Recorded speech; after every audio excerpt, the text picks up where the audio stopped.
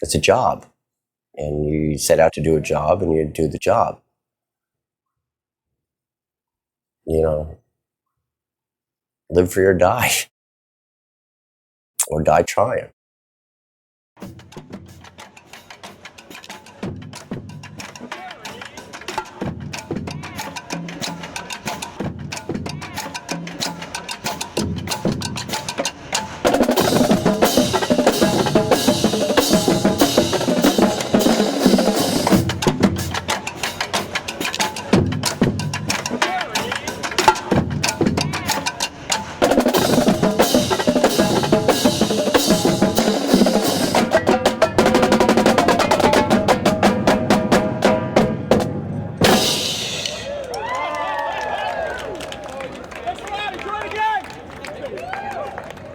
What do you guys think of the drummers, huh? My name is Michael Moresco. I was born and raised in the mid-Hudson Valley of upstate New York, but I actually spent the last 20 years out in the islands of Hawaii, on the island of Kauai, but I've given up my life there to come back here and fight for liberty. We're beginning a walk, a 280-mile walk for freedom across the heartland. We're giving away U.S. constitutions. We thought about the idea of walking from any number of cities, but we settled upon Green Bay because there was a Green Bay Packers opener game. So that's what we took advantage of. Since there were fans streaming in during the game, we were able to get in touch with them, pass out flyers describing our efforts. Walk? Bring us Spring Eagles. No, we don't need you to walk. That'll be nice when we're walking down the road. So hopefully we draw a lot of attention, talk to a lot of people, have some fun. Through emails, found out about the walk. And was like, you know, I have to do this. I care about my country and just concerned about the way and the direction it's going. A constitutional republic has a lot more responsibility. Each individual, you know, they have to be interactive in government. They can't just like sit still and, you know, and hopefully things will change. You know, you got to be proactive. Constitutions for your children? Yeah. You talk to 100 people.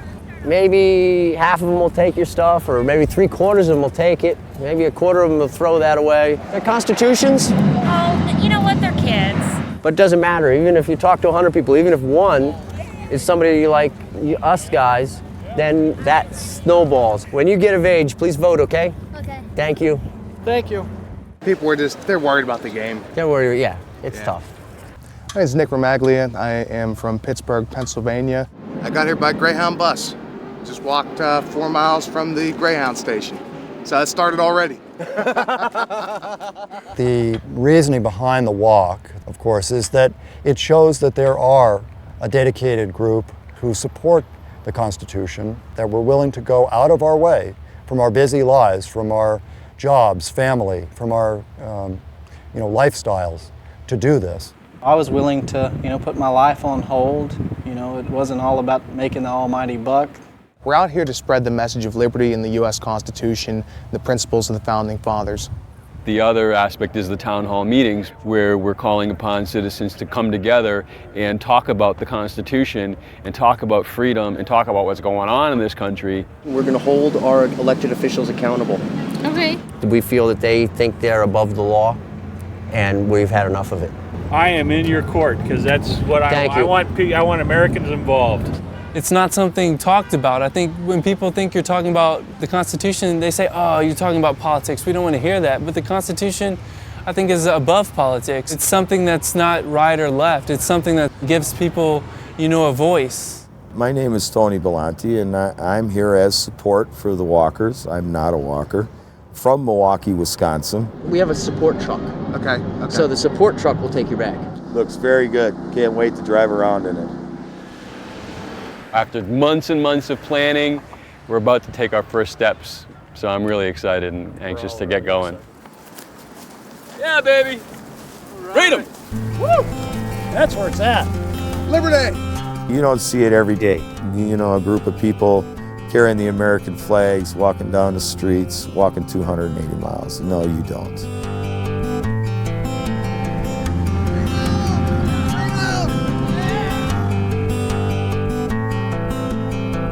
Our guest is Representative Ron Paul, a Republican of Texas. He formed a presidential exploratory committee on February 19th. Are you running for president? Yes, I am. I will file the papers today to become an official candidate.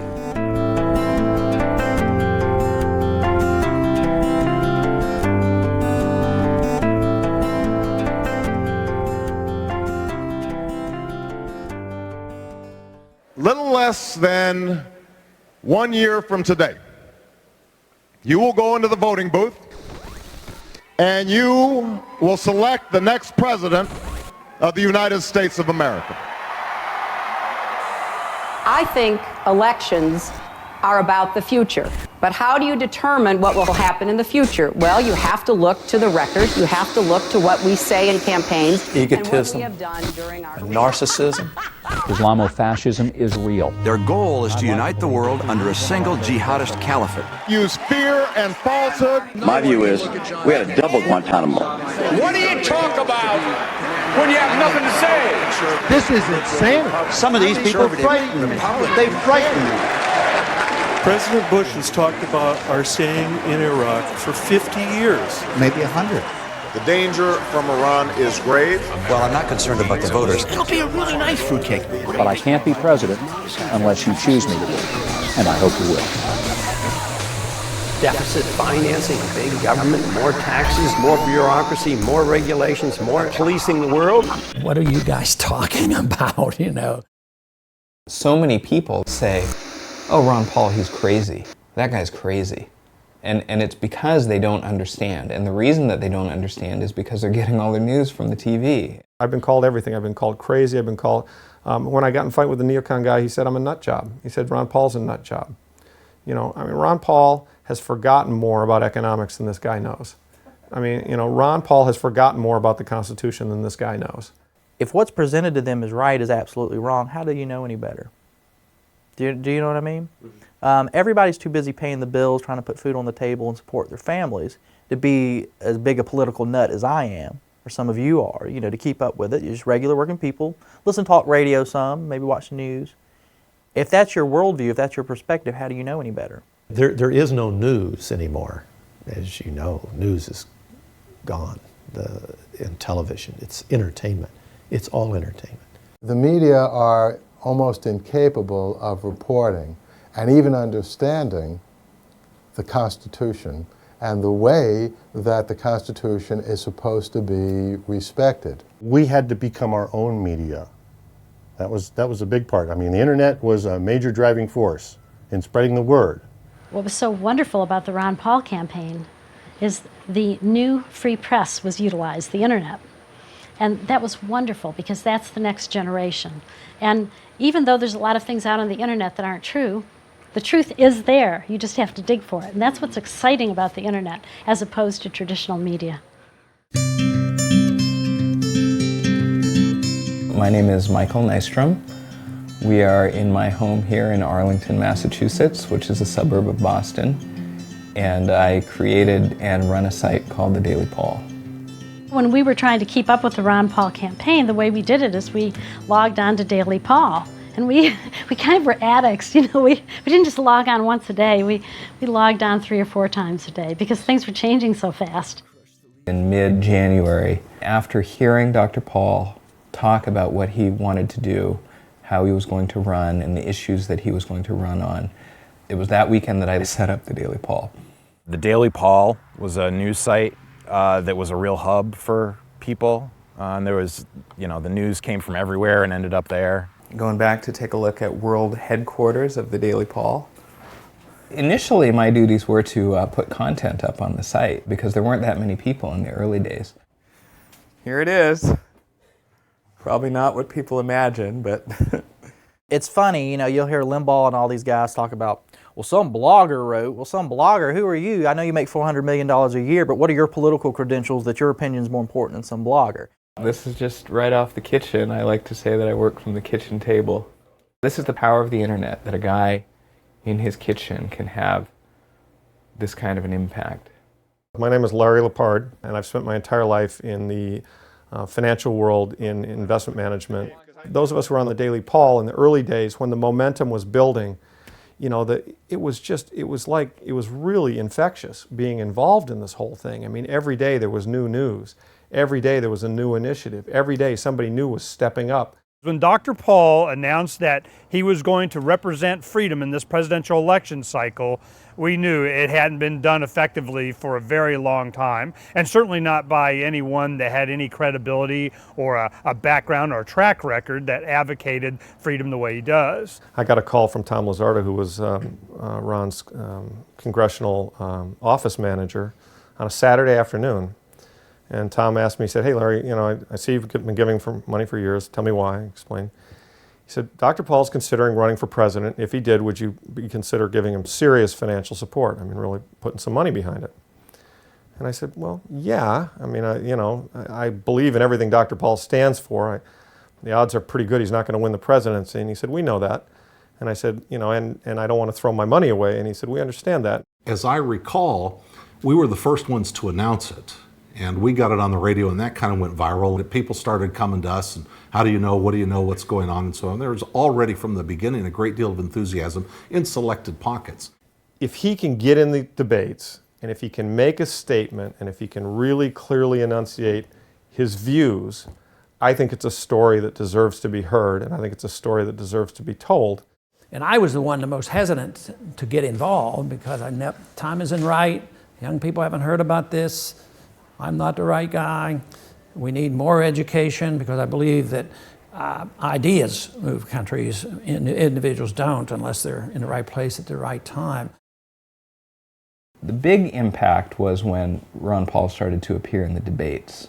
There were 11 guys on the stage and 10 of them were saying the same thing, and Ron Paul was standing out. We must win in Iraq. We're going to have to engage in the Middle East. This is a global effort we're going to have to lead. We will do whatever is necessary. The Iranians could grab the Shia South. We have a new strategy. Very confrontational and very aggressive. There will be chaos that will spread to the region and to the rest of the world. They ultimately want to bring down the United States of America. Congressman Paul, you voted against the war. Why are all your fellow Republicans up here wrong?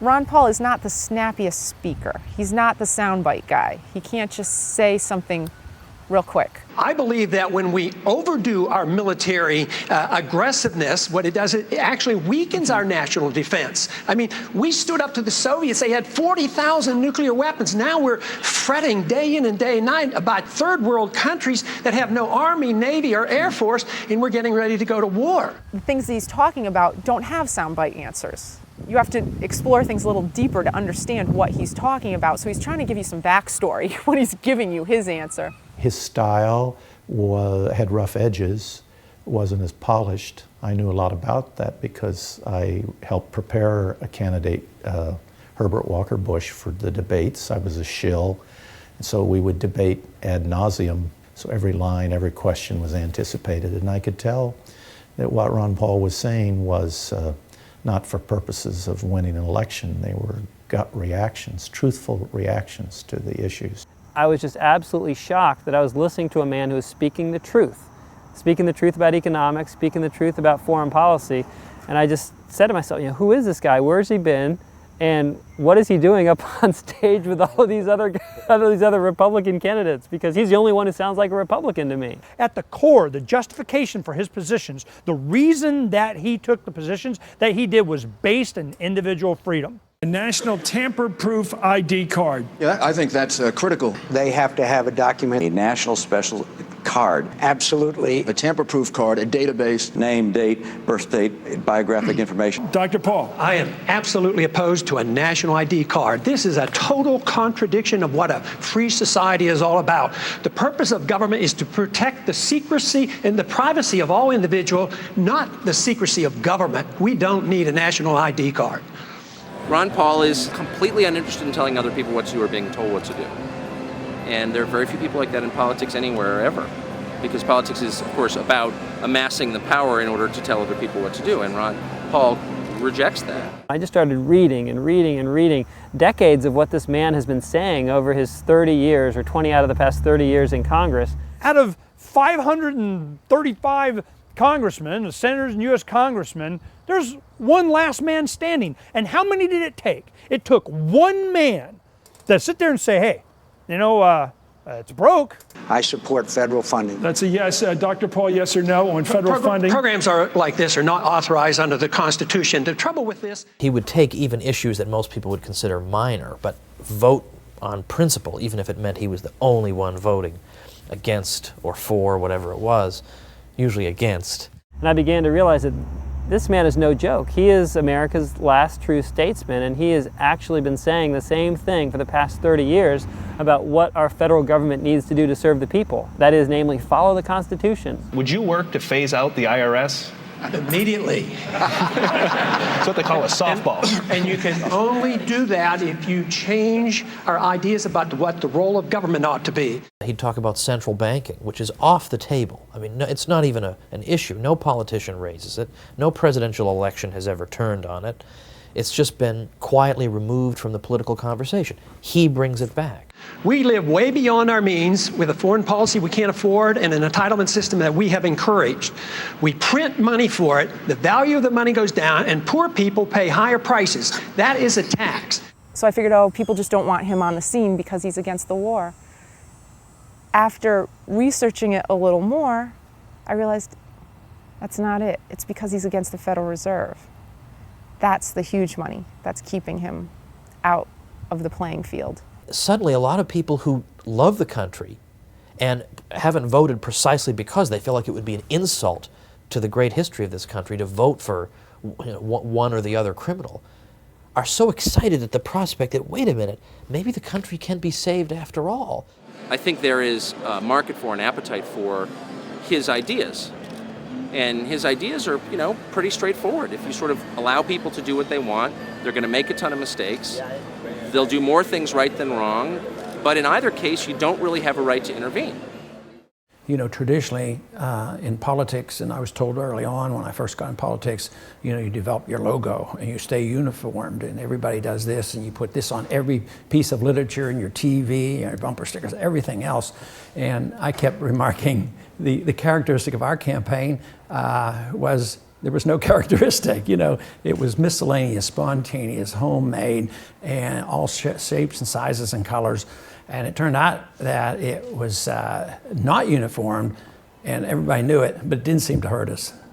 Nobody that paid any attention at all could have possibly missed the Revolution love signs, and they were everywhere. The Revolution logo, I don't know, I ripped it off of somebody off the internet. I happened to see something like that where they did the backwards love.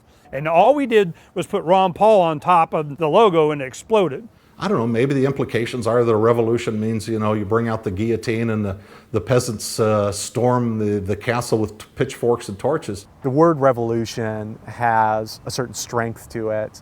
Combining it with the word love obviously gives it a completely different spin. We started the Ron Paul Revolution sign production. Okay, here we go.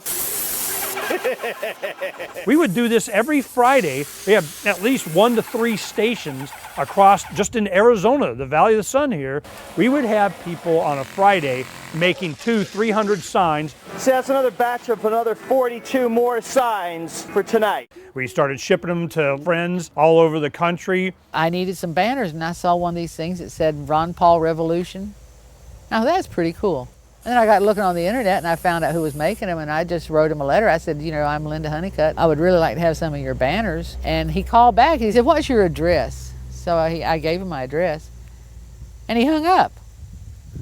And about 4 days later, here we get this huge box. In South Carolina, we wanted to find who's going there, who's going to be there. The stage is set and the candidates are ready for tonight's Republican presidential debate. Sent those to Granny Warriors, and a lot of the activists that were there in support of Dr. Paul, they held them up, and the cameras got their first view of them, and that's when it kicked. It went cross country. Well, he is one of the 10 presidential candidates to face off in tonight's debate right here on Fox. But I got to tell you, I have never seen so many viewer emails urging us to get a candidate on our air as I have with this particular gentleman. How are you going to stand out tonight?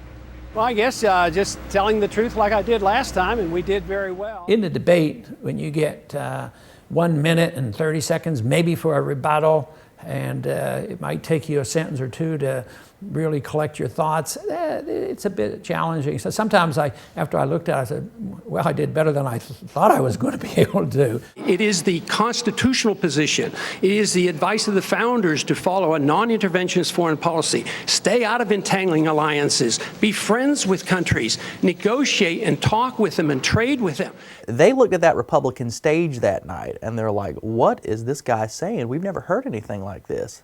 And what's better, it makes a lot of sense. So there's a lot of merit to the advice of the founders and following the Constitution. And my argument is that we shouldn't go to war so carelessly. When we do, the wars don't end. He was talking more about the things that really matter, not the war in Iraq, but should we be the policeman of the world? Should we be at war anywhere, and why, and when, and under what circumstances? Congressman, you don't think that changed with the 9/11 attack, sir? What changed? The non-interventionist policies. No, non-intervention was a major contributing factor. Have you ever read about the reasons they attacked us? They attack us because we've been over there. We've been bombing Iraq for 10 years. You know, if we misbehave around the world, you know, there are going to be people in the world who don't like the United States, period, end of story. I think that's just common sense. I think most kids know that at the kindergarten level. It's very easy to be Rudy Giuliani and say, we got to get the terrorists, or, you know, yeah, people will vote for you for that. It's very hard to get them to vote for somebody who actually makes them think or says, wait a minute, these slogans are fit for a 7-year-old. Right now, we're building an embassy in Iraq that's bigger than the Vatican. We're building 14 permanent bases. What would we say here if China was doing this in our country or in the Gulf of Mexico? We would be objecting. We need to look at what we do from the perspective of what would happen if somebody else did it to us. And I thought, what fun. How are they going to answer that? And it must have been embarrassing for the other candidates to have to sit there and hear this deep discussion and to know in their hearts the guy's absolutely right. But are you suggesting we invited the 9/11 attack, sir? I'm suggesting that we listen to the people who attacked us and the reason they did it. They have already now, since that time, have killed 3,400 of our men, and I don't think it was necessary. Ron Paul had the courage and integrity to call out the established fantasy that a lot of the neocon and establishment politicians have, which is that, you know, the United States, anything the United States does around the world is morally good because we, quote unquote, have the moral high ground. Why are we being attacked? Well, you're not allowed to ask that question. We're being attacked because we're such wonderful people. Well, why else? That's really an extraordinary statement. It's an extraordinary statement of someone who lived through the attack of September 11, that we invited the attack because we were attacking Iraq. I don't think I've ever heard that before, and I've heard some pretty absurd explanations for September 11. When Rudy Giuliani, you know, that genius who has read so much about American foreign policy, who's sought out as a consultant all over the world for his knowledge of the world, when Rudy Giuliani asked him about that and said, you know, I'd like you to take that back, Congressman. And I would ask the congressman to withdraw that comment and tell us that he didn't really mean that. And Dr. Paul wouldn't back down. Everyone in the audience wanted him to pander and say, oh yeah, no, I didn't mean it like that. I meant it this way. And he took that opportunity to educate the people. Paul explained the concept of blowback to an audience, most of whom probably did not want to hear that, or more importantly, have never heard that. Congressman? I believe very sincerely that the CIA is correct when they teach and talk about blowback. When we went into Iran in 1953 and installed the Shah, yes, there was blowback. The reaction to that was the taking of our hostages, and that persists. And Paul pointed out that the primary cause of the threat of terrorism in the United States comes almost exclusively, not even sort of and piecemeal, but almost exclusively, because of our foreign intervention over there. And if we ignore that at our own risk. That if we think that we can do what we want around the world and not incite hatred, then we have a problem. They don't come here to attack us because we're rich and we're free. They come and they attack us because we're over there. He spoke to much deeper strategic principles that need to be debated. Every single Republican on that stage wanted to get in their 2 cents about what Dr. Paul was talking about. Can I have 30 seconds, please? No, wait a second. Let's all get 30 seconds. They are coming. We all want 30 seconds to talk about this. During the Republican primary, after each debate, Fox News would do this, the phone texting. Sean Hannity, text us right now, whatever the digits were for your candidate, In each Fox News poll, this was a poll conducted by Fox News, Ron Paul overwhelmingly won. Here's a look at the early results of our text message poll. In first place, Ron Paul, surprisingly. What does it say that he's doing so well in our text messaging among those watching Fox News? To be honest, says absolutely nothing. Maybe he's a little bit better organized and having his organizers do the necessary dialing. Well, that's just those crazy Ron Paul people texting over and over. Now, we all know you text one time. Thank you for your vote. Fox News appreciates, watch Fox News. You text again, sorry, you can only vote one time. On the one hand, you're taking it seriously enough to put it on, and then on the other hand, you're saying, no, don't pay attention to the person who's in first place. Look, text polls are text polls. It's like internet polls. It's not even phone calls. He did not win that debate. He did not win it. Why would he try to discredit their own poll? Doesn't make any sense.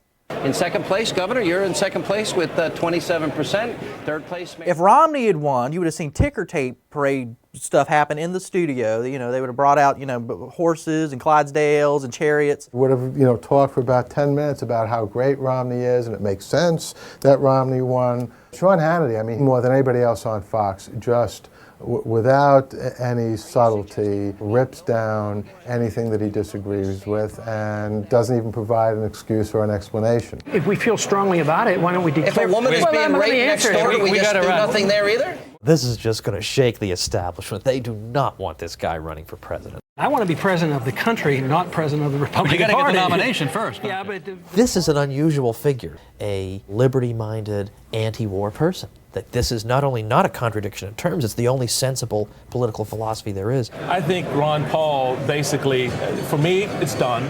That was a fabulous boost for Ron Paul's campaign. I think that's when a lot of people woke up. There's no question that Ron Paul struck a chord and it resonated with many people. The Ron Paul moment, and that's exactly what that was. And it was after that moment, after May, that traffic all over online really started to explode. When Giuliani gave us a boost, then I realized that there's a lot of support out there. Paul is Truth! Paul is Truth! Paul is Truth!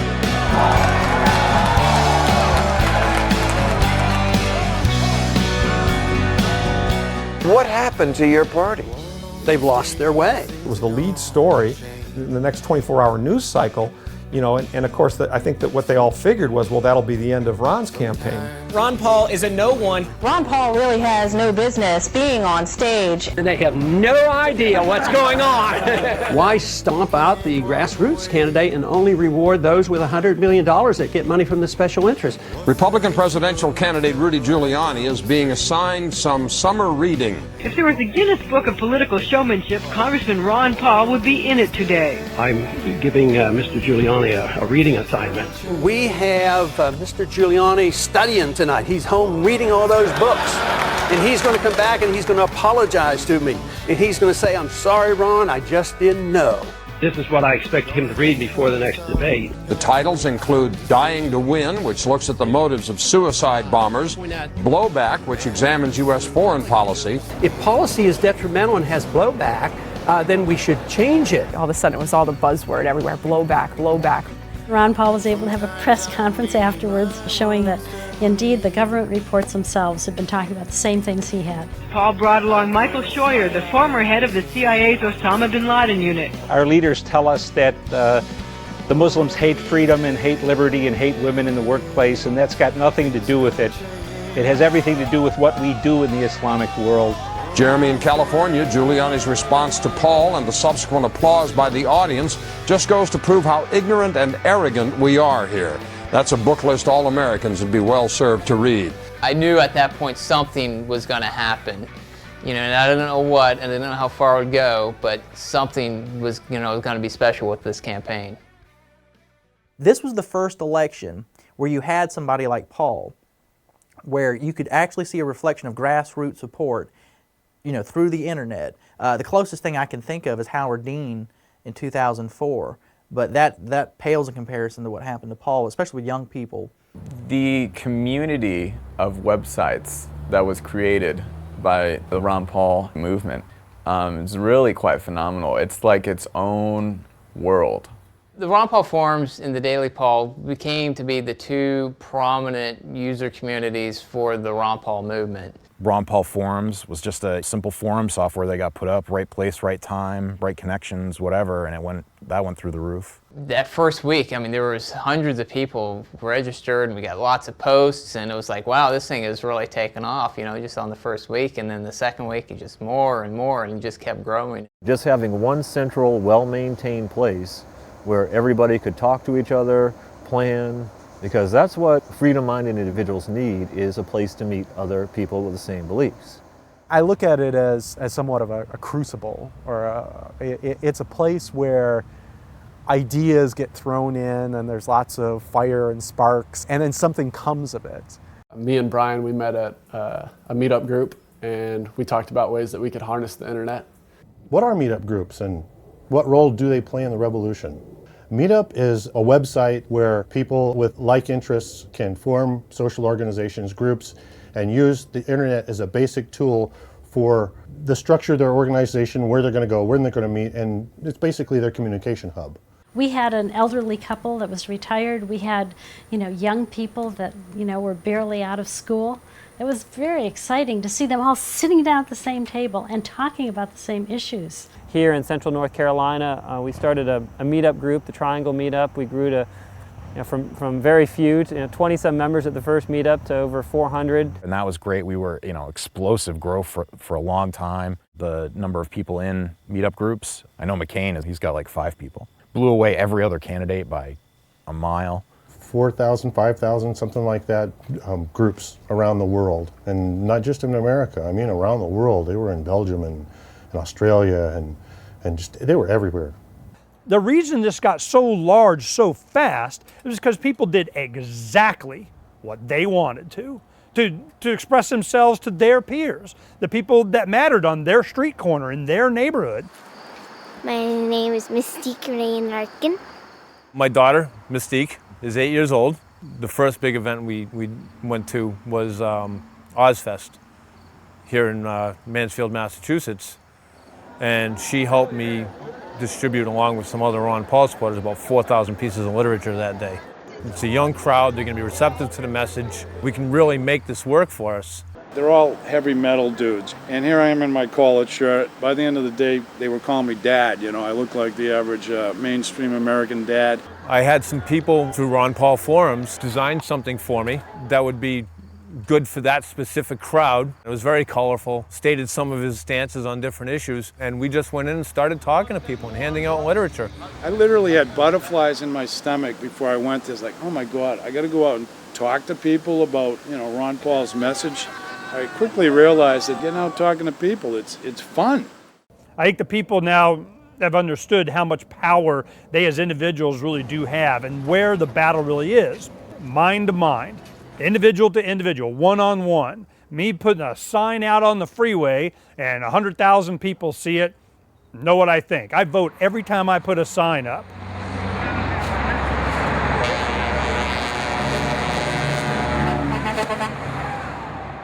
The sign bombing culture that developed as a means of spreading awareness, and it was something that I did, climbing up on overpasses, putting up signs with zip ties. These are all things that the grassroots thought of because their man wasn't getting the attention.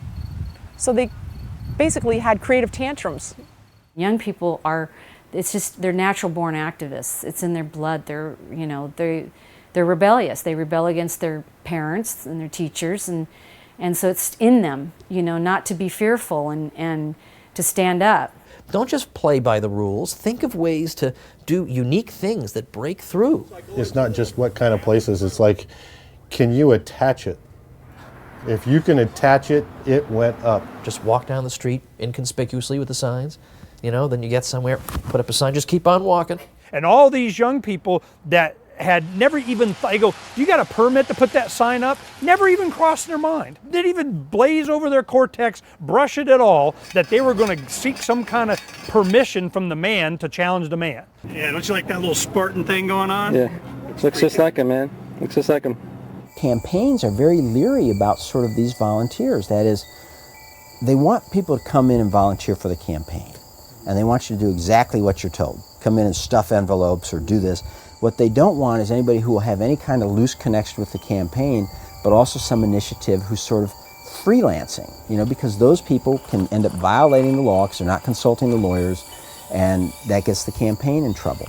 And so we've seen this sort of death of this type of spontaneous campaigning, and we've seen the centralization of campaigns. Campaigns become more and more centralized, especially presidential campaigns. The campaign did not endorse this. They didn't know why they were sending the signs. It's not their fault that we were going to break the law or whatever. I don't know.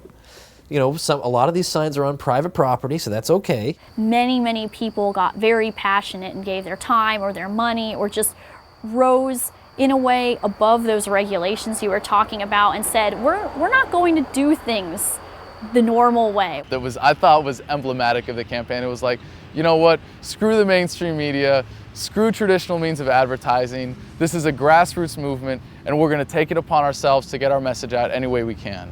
I would make signs, I'll put up signs, spread the message everywhere, spread it. And I think that's why the Ron Paul campaign was successful and why people have tried to imitate it haven't done very well, because they've tried to plan it, and you can't plan it. You have to inspire people and let them do what they do best.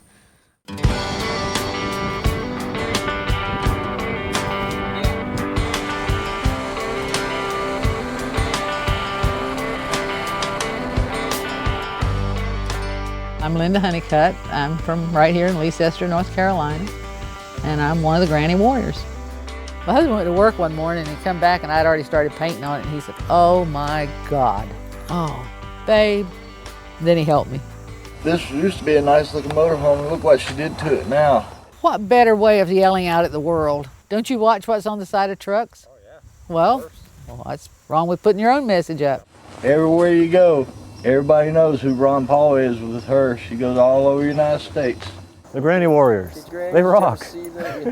And they have a monkey. It would take us 3 hours to gas up in a gas station. Not because we're just slow pumpers, it's because people come up and talk and talk and talk and talk. You know, they see that thing and they run out and they see the monkey hanging out of it. Oh, it's a monkey. And then, oh, who's Ron Paul? I don't even have a motorhome no more. Ron Paul's got my motorhome. Sad. There was nowhere we went that people weren't gathered around.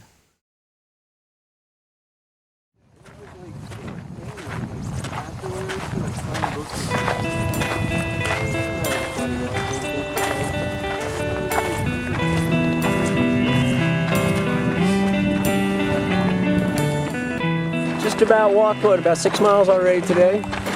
Got a couple blisters. Not me, my friends do. I've done a lot of traveling in my life. I've been in the Midwest before, but I've never been that intimate with the Midwest. Shawano County. This will be our second county of the trip. I'd never been to Wisconsin. This is the furthest west I've ever been in my life. Just keep it going. A little tired right now, but we'll get a rest, we'll be fine. I'm completely energized. Yeah, he only walked. That's right, I only walked a couple miles. Walking 280 miles from Green Bay to Minneapolis. Whoa, awesome. There's the Constitution, the Bill of Rights. The reception has been really good in all the towns that we've gone through. I saw you downtown with the flags. I was like, oh, I wonder what they're doing. Just meeting people on the streets, or, you know, as we walk along, people wave and honk at us, you know, because, you know, we're carrying the American flag. Going to talk to the community, try to bring them together for the town hall meeting. And we tell them, you know, we're walking for freedom, we're passing out constitutions. And we're talking to folks about their concerns. You know, it's our government. And so people that complain about the government, a lot of them don't realize that they were just complaining about ourselves. Yeah, let's walk into town and let's pass them some flyers and spread the revolution. Let's go.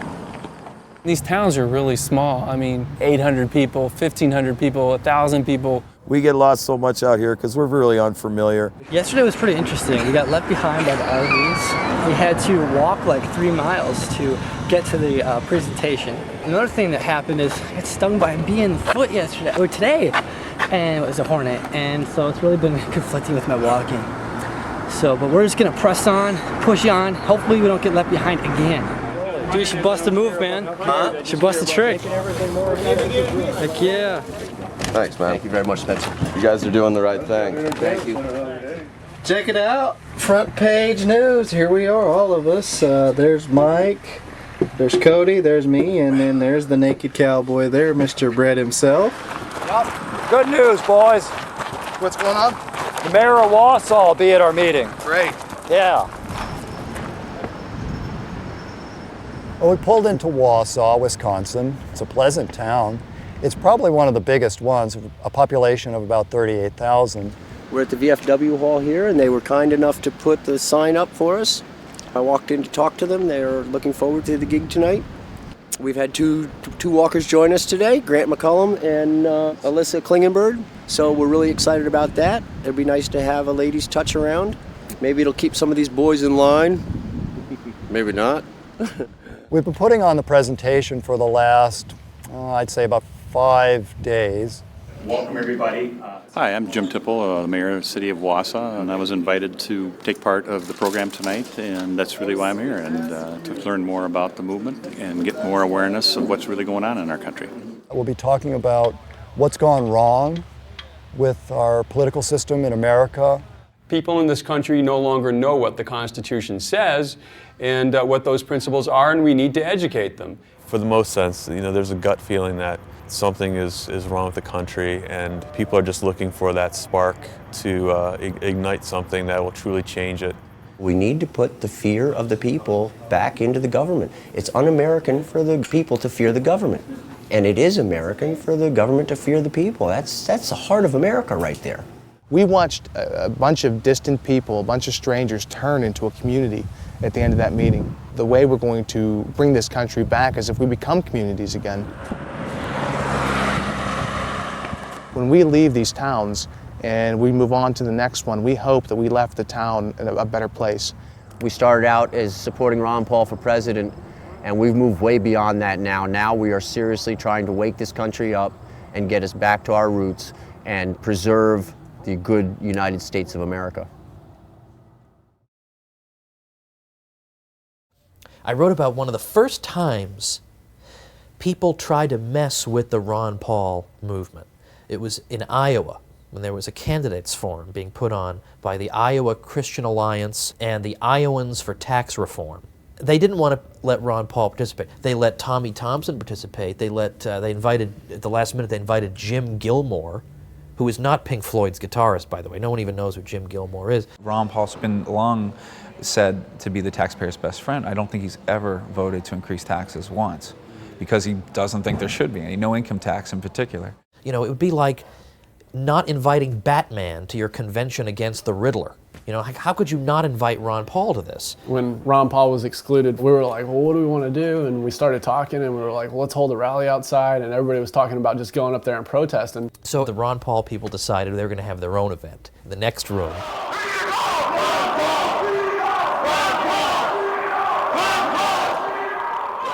A lot of times campaigns are centered around the individual, and the individual starts it and rallies the troops. But the truth is, the people who are interested in sound government, limited government, the Constitution, are really the organizers. That was one of the big first rallies with like 1,000 people.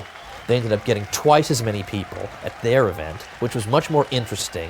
There was no propaganda in it. It was all real information. We now live in an age, now for a good many years, way too many years, that the federal government owns all our income and we're permitted to keep a certain percentage. That is the terrible notion of the personal income tax, which we should get rid of. And here's Ron Paul, by the way. He wants to abolish the IRS and replace it with nothing. Well, yeah, I can understand why you wouldn't want to have him at your candidates forum. I've been involved in startups before. My background is starting a hospital software company, so you understand the power of organization. But what I hadn't really experienced in my life was the power of spontaneous order, where people see a shared vision. They come from all different political philosophies, all different life experiences, but there's a shared vision of what it means to be Americans and have a country that follows the rules. And things just started coming together. We did a poll of Iowa voters, as you saw, and we asked the voters there for questions. We got more questions on Iraq and the war than any other single subject. Here was one of them. My question is, if you were president, what would be your strategy for ending the war in Iraq? Congressman Paul, what would it be? Just come home. We just marched in. We can just come home. Ron Paul! Ron Paul! Ron Paul! Ron Paul! Ron Paul! What's going on here? We're having a rally for the debate in Des Moines, and we're just hanging out in the parking lot across the street from the beautiful Drake Auditorium, chanting Ron Paul. Let them know we're here. Ron Paul! Ron Paul! Ron Paul! The photos that ABC News chose to put on their website showed big throngs of supporters. They had this one awesome picture of all these Mitt Romney supporters, and then they had another picture of this one lonely Ron Paul supporter. He just looked really hapless. Now, you would have had to strain to find a single solitary individual holding a Ron Paul sign, but they found it. Ron Paul owned that day. I don't care what picture you look at, you're going to see a Ron Paul sign or a shirt. And the mainstream news acted like, oh, it's a bunch of little nuts out here, just a few little people. All right. Ron Paul's a country doctor, a wise and peaceful man. He heard his Uncle Sam was sick and he came up with a plan. No waging war will not secure our home security. Put Ron Paul in the White House to fight for you and me. Cause there's no debate, it's getting late for America the free. Put Ron Paul in the White House to fight for liberty.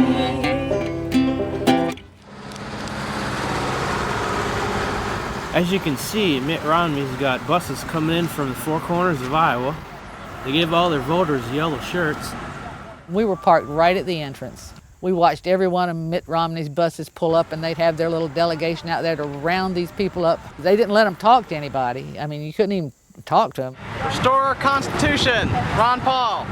Just like sheep, herd them in there, and I guess they got them to vote, and then they would do whatever they wanted. And here's Sam Brownback campaign. Looks like it's a carnival. Get the kids in so you get the parents in. One big carnival ride. We haven't had the richest campaign, but we have had the hardest working, most enthusiastic, dedicated group of people who know and understand it's worth the effort.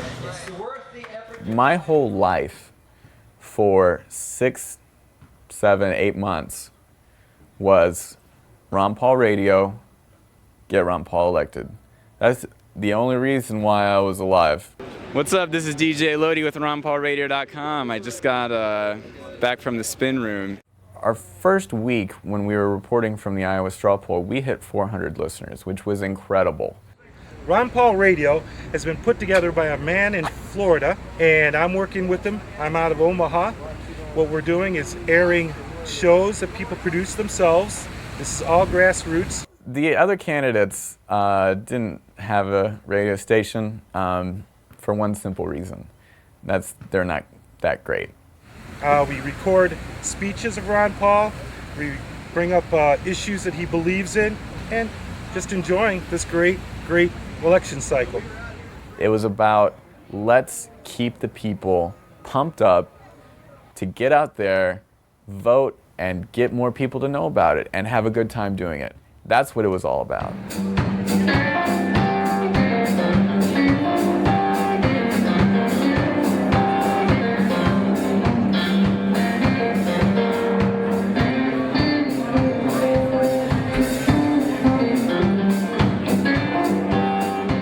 You can go on the internet and read the forums, and you can go and read the news, but you don't have somebody telling you what's going on right in front of them. Is this the first time in your long career as a congressman and a doctor that you've ever had a rock concert thrown in your honor? I think I have to admit that is the case. Well, you done me wrong. Because I feel like I have joined you in an effort that is really worthwhile fighting.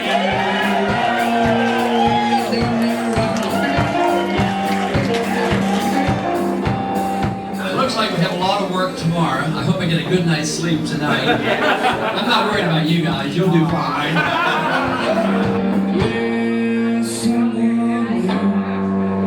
So we're trying to something new there. This is something that came out today, a full-colored page ad that was bought and paid for by a group of individuals that originated on RonPaulForums.com. The newspaper ad in Iowa before the straw poll. I mean, that was probably the first big project that the grassroots put together where everybody just contributed from all over. The mosaic's made up of close to 3,000 individual faces of Ron Paul supporters. You know, a little bit of an argument back and forth how we're going to do it. Some people wanted to do like let's list every bullet point. Let's, do everything like every other ad. And it's like, if we're doing the backdrop of We the People, just put the preamble, cut it at that. It came together very quickly. It came together in 36 hours. From the funding of the project and the designing of the ad and the placing of the ad and getting everything together. From the conception of the idea to the actual execution, implementation, everything. And the really incredible thing is that a lot of people around the country have called the Ames paper to order a copy. And there was a report that they had over 2,000 copies ordered from individual supporters around the country by 10 a.m. this morning. He had no idea what he was going to place in the straw poll, but he said as long as the numbers are there and we keep on getting enthusiasm, we'll do all right.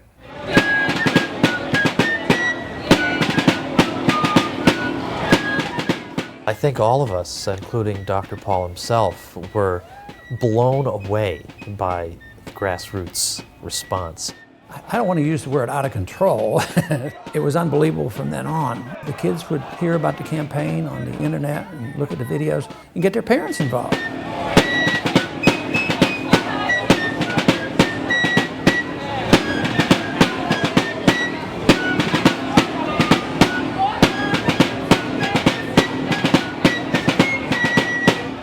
We have allowed our nation to be overtaxed and overregulated and overrun by bureaucrats. The founders would be ashamed of us for what we're putting up with. I think the difference between Ron Paul and all the dime a dozen politicians, the difference is that he really is unique in that he says what he believes. He has principles. The Constitution was written very precisely to restrain the power and force of government and to protect the liberties of each and every one of us. This is of a piece of a sort of 230-year-old American tradition of, rugged individualism and independence and reverence for liberty, and those things are not as alive as they once were in American society, obviously, but they still exist, and I think Ron Paul speaks for a lot of people who still uphold those ideas.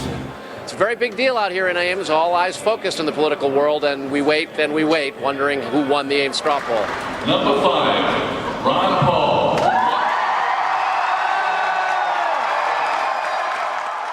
We're gaining every single day. I never thought we would get the support we did a few months ago that we're getting now, so we'll keep plugging along. Very good. Thank you so much. Okay. Very good. So, Congressman Paul, and I'd like you to take 30 seconds to answer this. You're basically saying that we should take our marching orders from Al-Qaeda. If they want us off the Arabian Peninsula, we should leave? No! They were downright rude to him during the debates. Some of these anchor guys would marginalize him and disrespect him there in front of national television audiences, and it was shameful. I'm saying we should take our marching orders from our Constitution. That's where I take my marching orders, not from any enemy. Over this way. If you look at it, there's really one candidate of all of us who is substantially different than the rest of us. That's Congressman Paul. Congressman, we are one nation. We can't be divided. We have to be one nation under God. That means if we make a mistake, we make it as a single country, the United States of America, not the divided States of America. When we make a mistake, it is the obligation of the people through their representatives to correct the mistake, not to continue the mistake. And that's what we do on the floor of the Senate? No, we've dug a hole for ourselves and we've dug a hole for our party. We're losing elections and we're going down next year if we don't change it. And it has all to do with foreign policy, and we have to wake up to this fact. Even if we lose elections, we should not lose our honor, and that is more important than the Republican Party. We've lost over 5,000 Americans over there in Afghanistan and Iraq, and plus the civilians killed. How many more do you want to lose? How long are you going to be there? How long? What do we have to pay to save face? That's all we're doing is saving face. It's time we came home. Gentlemen, thank you. Wendell.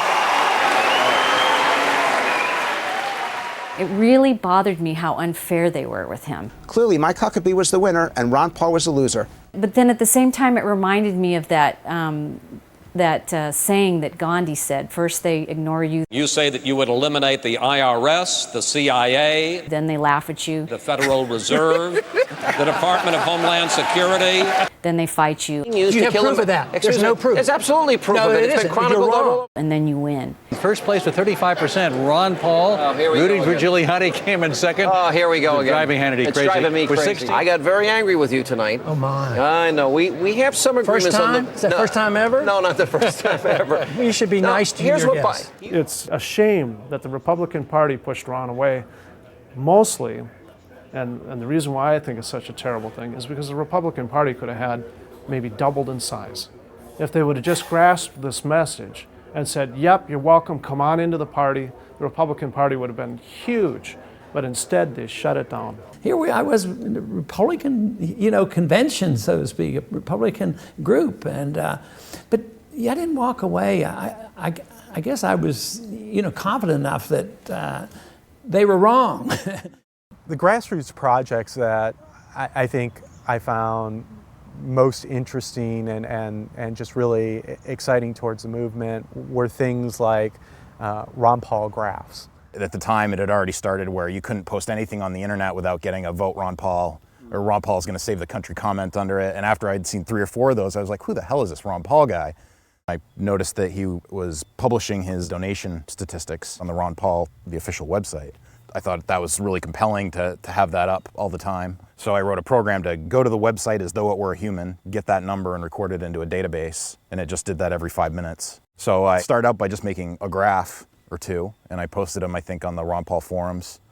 People seemed to like them, and it was interesting to me, so I kept going, and I was learning a few new techniques and technologies I didn't know before, so it was exciting to me. By the end of it, I think I had 140 graphs by the time we were done. I was getting very little sleep for a few months. I was working for 8 hours or so at my day job, and then I would work all night, into the early morning hours, and then all the weekends. So, probably 40, 60 hours a week for 3 or 4 months running. There's a very complex web of regulations about how you can raise money in the United States now. It's fair to say that our political campaigns are more heavily regulated than any time in history. In particular, they stomp on grassroots activity. It involves a lot of work nowadays because the largest contribution you can take from an individual is currently in a federal race, Congress, Senate, President, is $2,300. And realistically, to run a race for the United States House now, you need bare minimum probably $500,000 and really a fair amount more. And that's just necessary to communicate with voters. And to raise that in those little tiny contributions is a very tough deal. Ron Paul's fundraising was actually done by volunteers who simply stepped up to the plate and said, all right, everybody out there on the internet, we are going to give money on this particular day. James Sugra, who lives out of Huntington Beach, California, had created a video, and then he basically appealed and said, what if 100,000 of us donated $100 each on November 5th for a $10 million day? And of course that date was significant because of the pop culture familiarity with the movie V for Vendetta, which was largely anti-state. I'm a big fan of V for Vendetta, okay? And when the Remember the 5th of November came up, I went all out on that thing. I mean, we made banners for that thing and spread it around. The irony of using November 5th as the day for the money bombs was just a stroke of genius. It really became a big deal on the forum, and that's where my understanding that it really got heavily promoted. And there's all kinds of arguments about it should include V for Vendetta. No, it shouldn't. And then they changed it out, and there was rifts over that big time. We needed to make a website so that people could come and pledge and promise to donate on that date. I took that task up. I went and bought thisnovember5th.com. People sent me graphics that I put up for the site, so I didn't have to make the graphics. It started propagating virally from that point. People just, sending emails, sign up, sign up, sign up, sign up. And then before you knew it, there was like 40,000 people signed up. The word of mouth was so strong and so viral that it definitely went offline too. People were just telling their friends, just go and donate on November 5th. Tell me, do you know what day it is, Evie? November the 4th. Not anymore. Remember the 5th of November. Ron Paul had a good day yesterday, a very good day. Supporters dropped $4,380,000 in 24 hours. And it's believed to be one of the biggest internet fundraising efforts by any candidate ever. Oh, I know. It's been spontaneous. It wasn't driven by the campaign. What do you mean? You never met the guy responsible for organizing more than $4 million in money for you? I don't think I have met him, to tell you the truth. I did get to speak to him like a little bit later when things died down for him, and he told me on the phone, he said, I've been on interviews for days straight, and he had never ever experienced that before. So we came together to do exactly what we wanted to. I think it's so ironic, of course, that the only reason we got any kind of credibility is, he raised a lot of money. Instead of like, he's got great ideas. He's a really honest man. His supporters raised the cash on November the 5th to commemorate Guy Fawkes. This guy was a British terrorist who tried to overthrow the government by blowing up Parliament and killing everybody in it. Two important things can be thought of or represented by that date. One is, yes, Guy Fawkes, but the other is the movie V for Vendetta, which was a movie that touched on that historical date in order to create a new theme that was a reaction to the propaganda of the state, the police state, the spying, all these things that were going on. I want everyone to remember why they need us. And so it was no shock that they would try to focus on something that really wasn't the motivator for the day at all. Were they contributing to your campaign, or was this all about Guy Fawkes Day? Explain to me what those supporters who are drawn to you on that kind of anniversary are trying to say. That's what they do. The media, I believe, intentionally, from the get-go, has marginalized his message, has tried to make it something that it isn't. So that's what news has been reduced to, and it is very dishonest. Is this the same kind of thing, or is this worse than what it was in the 60s with the radicals then? Oh, I think it's much worse. Totally in bed with the Islamo-fascists and have turned against this country. But it's out there, it goes, it's gone, it's believed, becomes part of the subconscious of the electorate and how they vote. Well, if you go back to the forums today, you see that they're not giving up. There might be more to come. They're discussing dates for other fundraising drives. It looks like the weekend of December 16th, the anniversary of the Boston Tea Party, a webpage already dedicated to that weekend, promises it's coming soon. I think that's part of the challenge of the movement in general. It's a lot of the ideas and concepts are rooted in history, and things that go back 200 years are no different than really that they are today. But inherently, people want to feel that today is way different than it ever was before.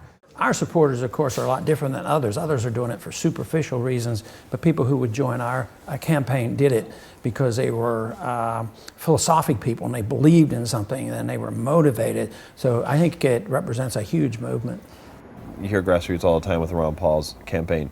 And one thing I learned, it's not a word, it's not like change, it's just not something you just hear, it's something you see. As a grassroots, we wanted to put on this huge, mega-sized rally with lots of everything. We wanted it to be big. I do believe that going into that part of the election season that we did have the largest rally held by any presidential candidate. About 4,000 to 5,000 people showed up for that. Ron Paulers outnumbered and out-rallied all the other candidates' people combined. It blew me away, so I knew I was in the right camp. And we had fun, because if you're not having fun, you're so doing it wrong.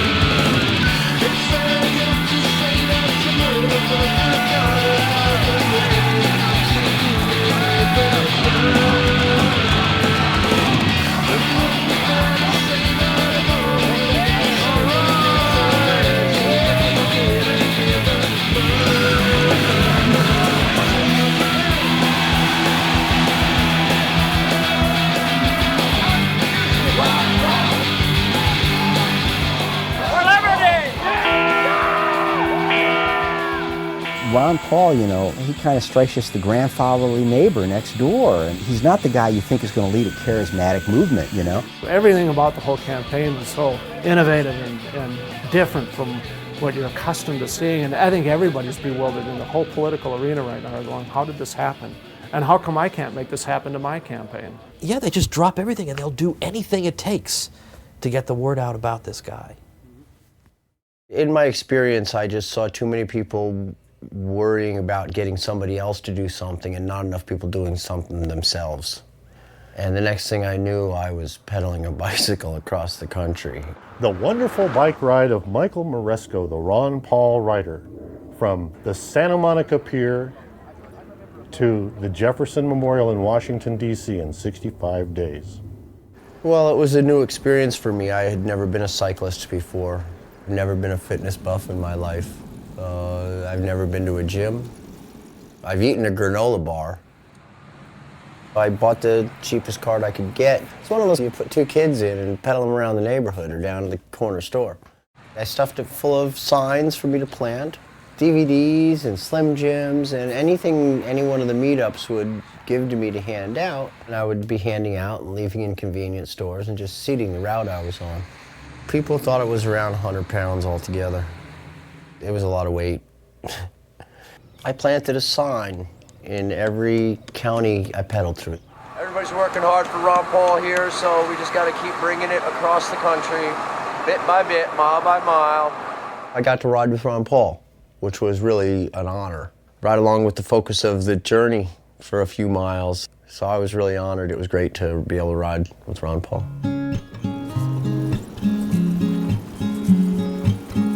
Purpose gives one strength and courage. I pedaled 3,700 miles from the Santa Monica Pier in California and Los Angeles to the Jefferson Memorial in Washington, D.C. It was the idea that we can make a difference in this country, and that's more important than any personal hardship I might go through. People are going to be sorry. They're going to look back and say, oh, maybe I could have done more.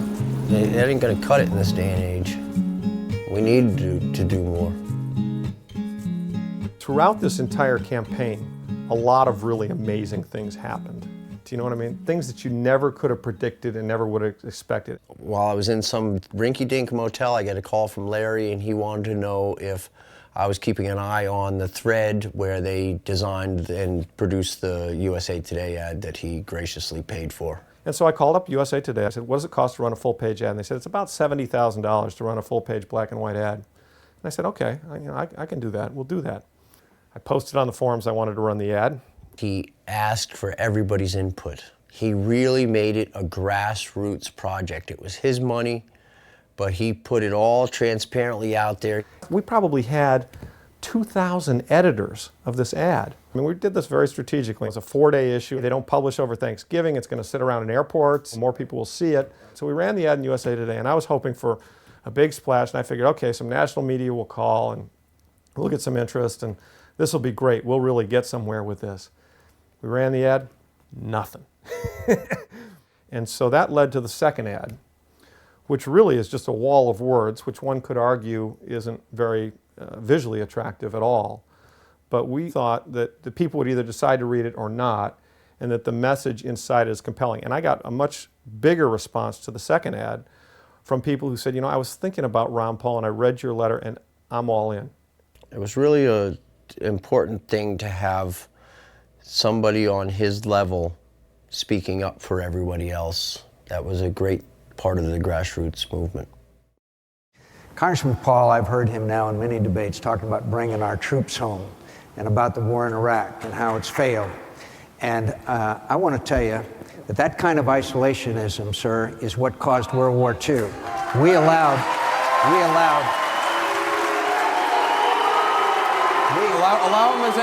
Allow him his answer, please. We allowed Hitler to come to power with that kind of attitude of isolationism and appeasement. Okay. And I want to tell you something, sir. I just finished having Thanksgiving with the troops, and their message to you is, let us win. Let us win. That's what they want. The presidential candidate that received more campaign contributions from active duty troops than all others put together, of course, is Ron Paul. And it really says a lot that the politically aware people in the military, those that are paying attention and engaged in the political process, are supporting someone who advocates an immediate withdrawal. So what John is saying is just totally distorted. He doesn't even understand the difference between non-intervention and isolationism. Ron Paul's non-interventionist view was, no, we shouldn't bomb these people. We shouldn't put sanctions on them. We should instead have free trade, cultural exchange. We should understand each other better. What in the world is isolationist about that? Trying to make this distinction with John McCain, seriously, I might as well try to explain the Copenhagen theory of quantum physics to him, so we'll leave him to his mistakes. CNN and YouTube approached Ron Paul's campaign asking him, as well as all the other Republican candidates, to submit a video. And they would show on the TV 30-second grassroots-produced videos about the candidate. It's an election like no other. An enemy lurks waiting to strike. We need the leader who gets the big stuff done. Rudy Giuliani faced unheard-of challenges, yet Rudy prevailed. Duncan Hunter. He built the border fence between California and Mexico. I don't have to wake up every day wondering, what do I need to believe? I'm Mike Huckabee, and I approve this message. The people are sick and tired of what they're getting, and they want some real changes. I don't want to run your life. Well, Ron Paul was the only candidate out of all the Republicans who made the choice to actually have his supporters come up with a video. Only Ron Paul's was actually followed the rules and was actually produced by grassroots people. No grassroots people could be bothered to produce a video for Rudy Giuliani or John McCain. I mean, nobody. As soon as I saw Ron Paul's reaction coming out of it, I felt that it helped to inspire him a little bit in that moment in time, because he actually jumped right in immediately following that ad and made a comment that was very strong and very forceful. This country is in a revolution. They're sick and tired of what they're getting, and I happen to be lucky enough to be part of it. I'll take that as a no, okay. And I would think that for someone who's up on that stage surrounded by alligators, it's good to have that, hey, there are lots and lots of people out there who are behind this message and really believe in what it stands for.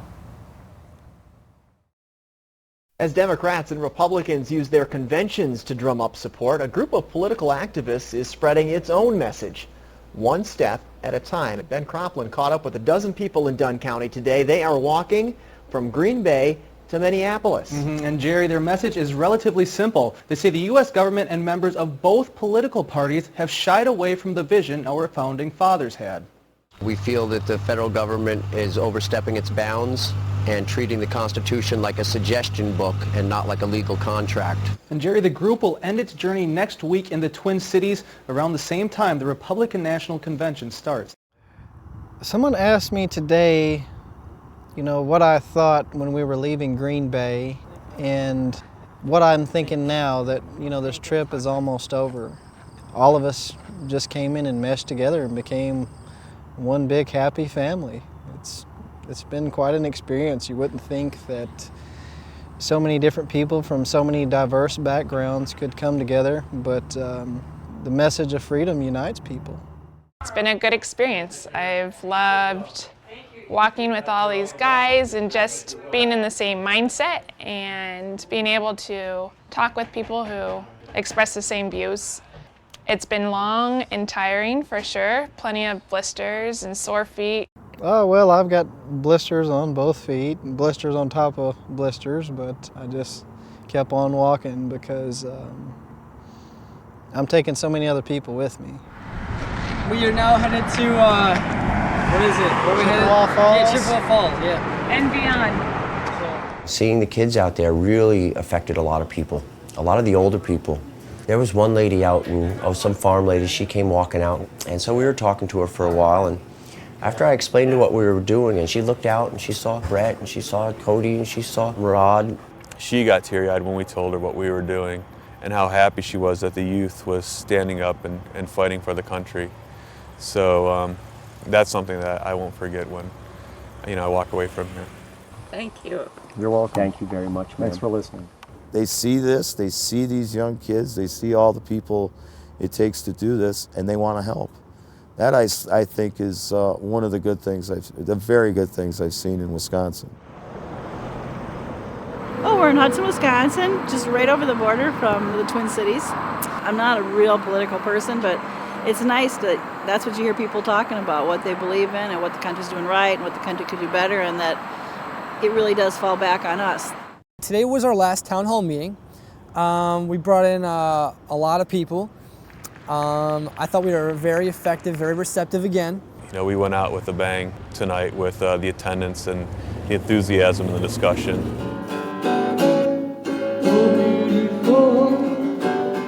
I really am impressed with the fact that it's a grassroots thing and that people are coming together as best they can to share the information, to teach people about something that they should know something about. People are starting to realize that their neighbors are a lot more like themselves than they think. This has been so fun, this whole experience. It's being with everybody out here, and it's almost over. So in a way I'm excited, in a way I'm, you know, it's going too fast. And tomorrow we're going to be walking over the bridge as soon as the sun comes up and make our way into Minneapolis. So there's the bridge right there, about to cross it. We were ready to go at 7:30 and we started walking. Then we get a phone call. Hold on, there's a drummer coming. So here comes Colin with his polyester jacket and his tricorn hat and his drum. Nice to meet you. I'm Jim Azzola. Jim Azzola, Colin Wilkinson. Colin Wilkinson. Mike Maresco. Showing up with your friends. That definitely made my day. Definitely much more motivating to walk with a drummer.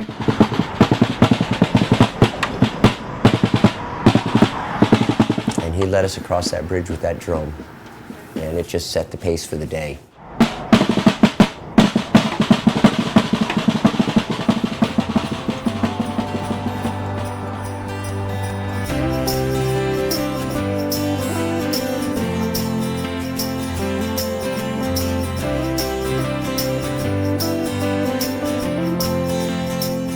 It was kind of thrilling to go over that bridge.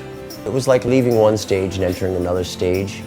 We just walked into Minnesota, had about maybe 6 miles worth of farmland, and then we started hitting the suburbs and the city.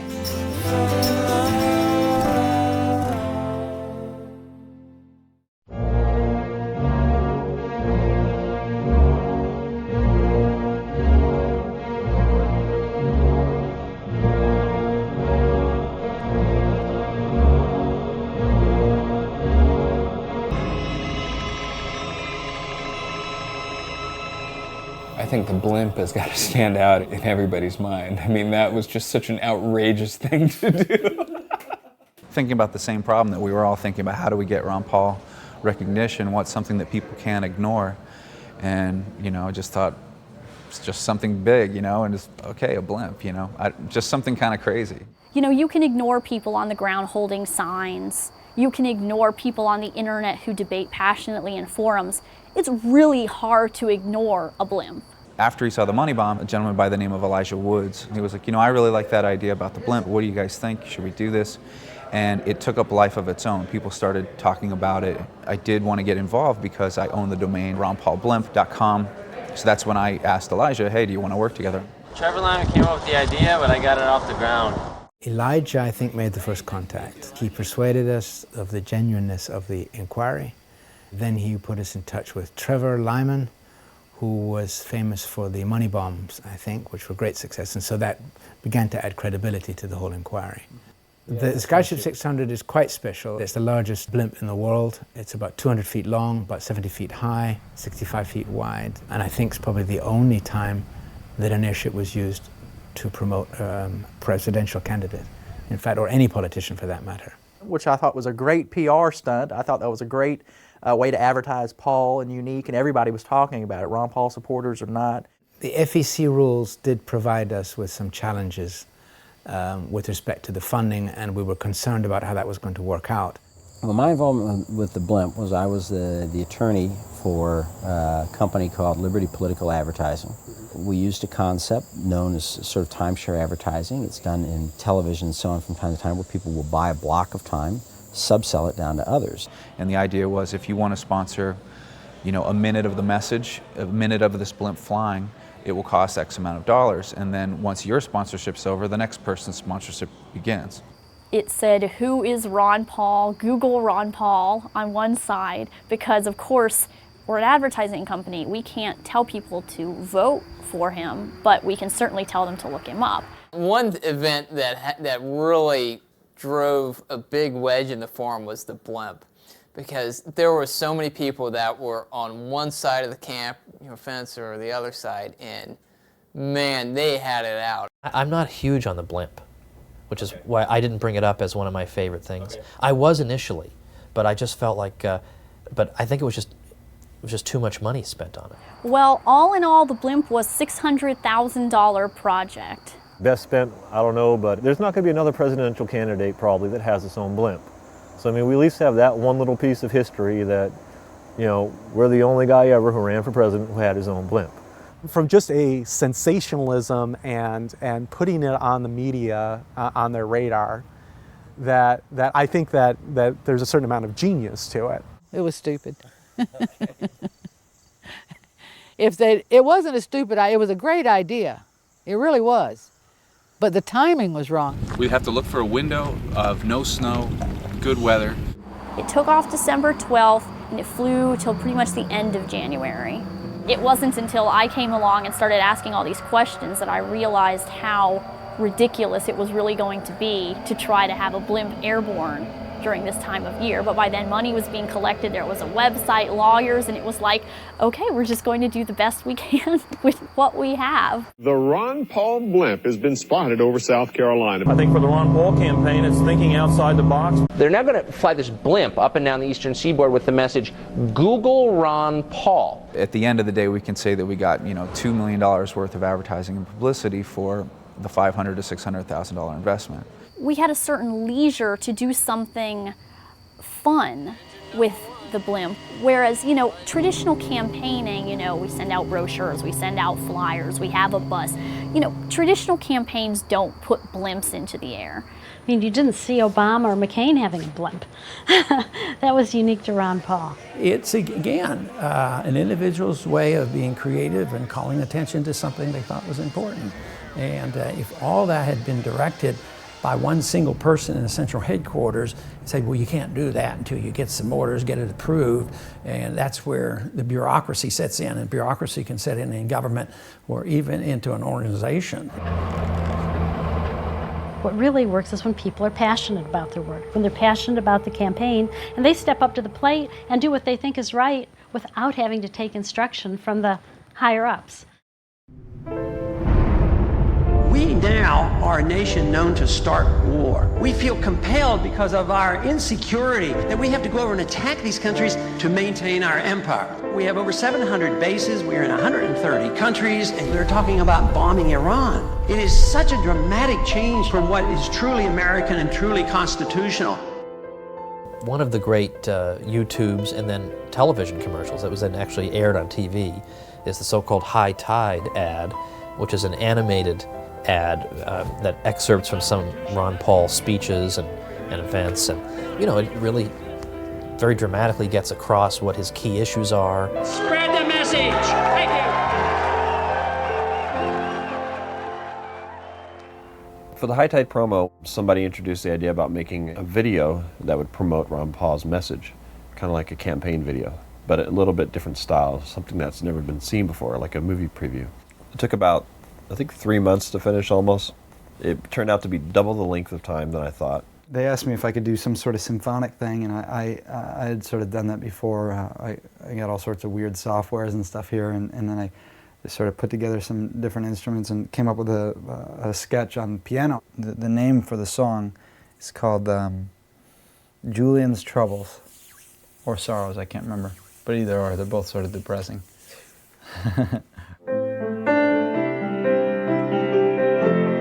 He ended up writing this whole symphonic piece for the whole thing, which was beautifully done.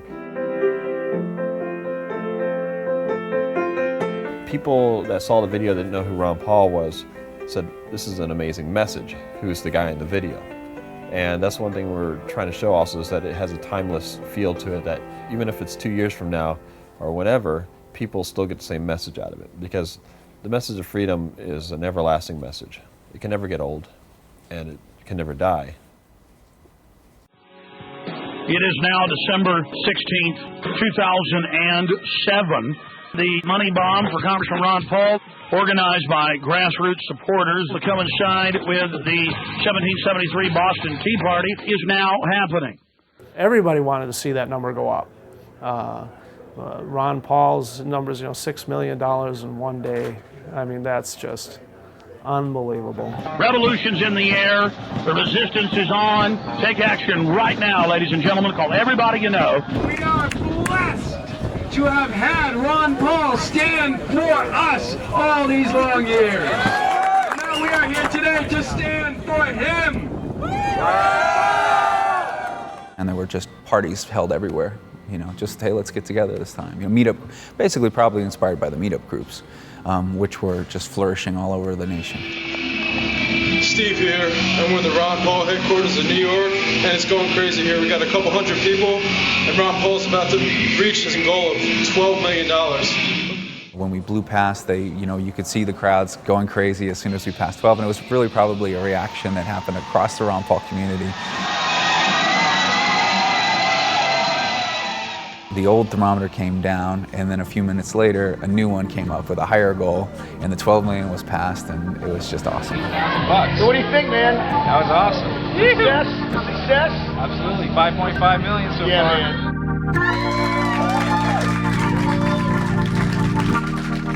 Man. You set the record. In the history of American politics, nobody has ever raised more money on a single day than you. Gosh. And yet, this is happening without your campaign people coordinating it. This is completely about grassroots, and it's completely about you just saying what you believe in. Tea Party money bomb, so geez, it was kind of a no-brainer that we should do something big in Boston. Faneuil Hall is known as the cradle of liberty, so it was just the perfect spot to have this Boston Tea Party event. We needed a permit to rally on the State House steps. We needed another permit to march down the Freedom Trail. The Granny Warriors needed a permit for their Winnebago. They also needed a permit for the Monkey. Ultimately, we got no permits, and freedom prevailed. Ron Paul, for him to go against the opposition that he's going against, for people to, laugh at him, boo his ideas, and the fact that he still keeps doing what he's doing, no matter what his ideas are, I mean, that takes guts, and you recognize people with guts. See, integrity, you don't see that in anybody else. You don't see that in Giuliani. You don't see that with the Democrats. If it weren't for him, I know there's so many people who wouldn't even be interested in the presidential race. So this is a revolution without bullets being fired right now. There is quite a few people in Europe that follow what Ron Paul is doing and support him, and it's not, we are not all socialists in Europe. One of the really appealing things about Ron Paul is that he understands the importance of history. He understands the importance of seeing where you're coming from and of not having the presumption in one generation to toss away the accumulated wisdom of ages. Today, as we gather here in Faneuil Hall, we are going to set a record for fundraising. We are sending a message to the world that we won't be ignored. The establishment in their high-rise penthouse views laughs at you. They laugh at us, the Ron Paul rabble. But you know what? They're not laughing today. We reignited the torch of liberty. This is where it all began, in Boston. I think we accomplished something great. We really did. And we had the biggest one-day fundraiser in the history of online fundraising for political candidates ever. And ultimately, we raised over $30 million altogether, I believe, for his campaign.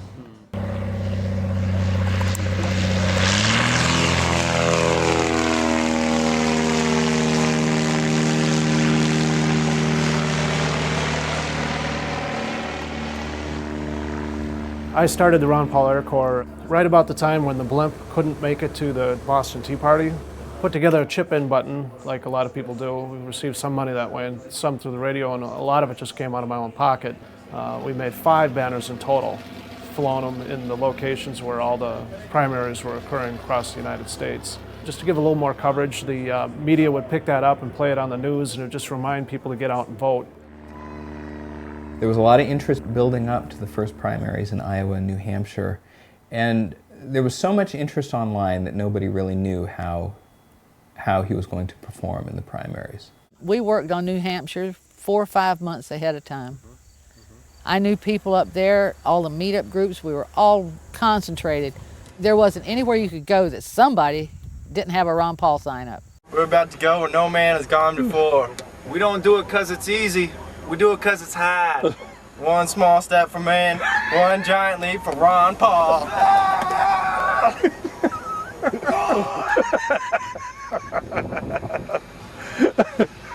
New Hampshire was just a blast. We put up so many signs in freezing cold weather. We were spray painting signs at 2 in the morning. The spray paint cans were freezing, so you'd have to take them inside after they had cooled down too much. It's so cold out here. My hands are too numb to even know they're cold. You know, we'd have the stuff inside, bring it outside, spray it real quick, go around. We had a circle. And we just kept, you know, hundreds of signs that we did. The primary hasn't happened yet. Nothing has been decided. The final push is underway to win the people of New Hampshire over. Some reporters would ask me in the run-up to the presidential primary, whose hide were Ron Paul votes coming out of? And my usual answer was, you know, no, Ron Paul's people are Ron Paul people. I guess I did some sales on a highway once when it was shut down, but I've never done anything like this in a snowstorm. Figured we'd give everyone some reading material out here. Came all the way across the country just to spread the love of Ron Paul. What better opportunity than a car crash? So, well, we might as well kill 2 birds with 1 stone. Ron Paul, he's trying to save the country, believes in this, what's it called? Constitution? That's what they call it, yeah. A lot of politicians aren't sure what that is, but... Most successful, all successful campaigns in New Hampshire, especially in the presidential primary, have grassroots support. There are campaigns that try and do what I'd call Potemkin Village campaigns. It looks like there's grassroots support, but you look underneath it and it's all AstroTurf. There's nothing, there are no roots. Those ones get exposed and fail every time. Please welcome Ron Paul.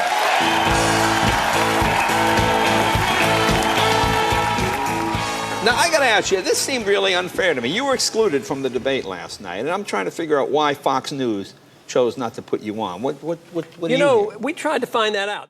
The debate, which was scheduled for I think it was the Sunday night before the primary, there was a desire to limit the field a little bit to candidates who are just going to be competitive in New Hampshire, and that meant cutting out some candidates. One of the 5 men sitting at this table tonight will be the Republican presidential nominee. It seems like you should be kicking somebody's ass right now. We don't let the media or anyone else pick who's a real legitimate candidate and a serious top-tier candidate and who is not. The voters make those decisions. And so we withdrew our sponsorship. After Fox was trying to ice him out, we started producing signs. Ignore the media that ignores the truth. But whatever, you know, sometimes the other team is gonna, they'll score a few points on you. It's okay. You know, it's all part of winning and losing.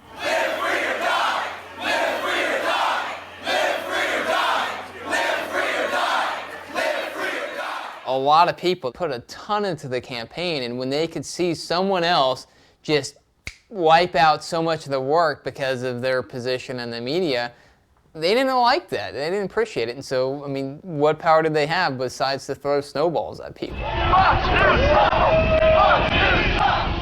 When they were throwing snowballs at Hannity, it didn't look like anybody was getting hurt.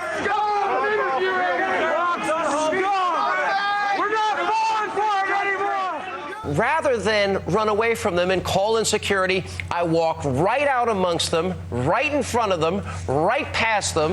You suck, Sean! Yeah, that was classic. It looked like some people were having fun or releasing stress. He probably halfway deserved it. Yeah, he didn't look like he was having fun. They're absolute lunatics. But we stood right up to him, walked right past them. What a guy. Everybody wants to throw snowballs at Sean Hannity. Whether you should do it or not is a different question. The truth of the matter is we do enjoy the circus, and the fact that it was a very competitive primary on both sides of the ballot only made it a better show. But everyone had a lot of hope. I know I had a lot of hope. that he was really going to break through and come in first or second. Your generation, the young people of this country, have awakened, and this is just going to be the beginning of something very, very big for this country. I thought Ron Paul would probably be in the mix for that and could finish as high as third in New Hampshire. He finished a couple of thousand votes out of that. And with a lot of support both in-state and with out-of-state people coming to New Hampshire to try and promote the message. I was totally surprised by how the results went, but I mean, what can you do at this point besides not agree with it? I mean, I don't know. I don't trust the voting machines.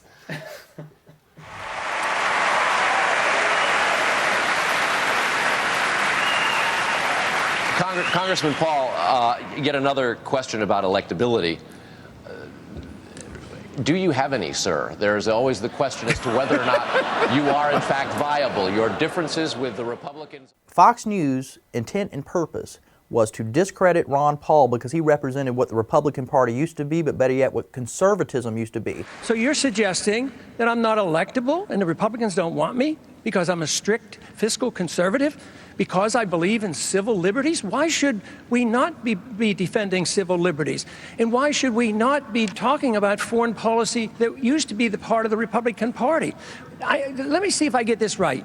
We need to borrow $10 billion from China, and then we give it to Musharraf, who's a military dictator who overthrew an elected government, and then we go to war, we lose all these lives promoting democracy in Iraq. I mean, what's going on here? There's never been a more conservative person to run for president of the United States than Ron Paul, and he's an embarrassment to them because they're a liberal, piece of trash, neoconservative party that cares about war and war alone. I think Congressman Paul should not be reading as many of Ahmadinejad's press releases, but let's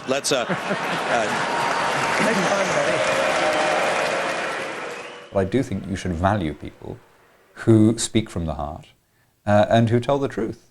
And you should also value people who honor the vision of your founders and respect the most sublime constitution devised by human intelligence. After Super Tuesday, which was in February, a lot of enthusiasm just got drained away.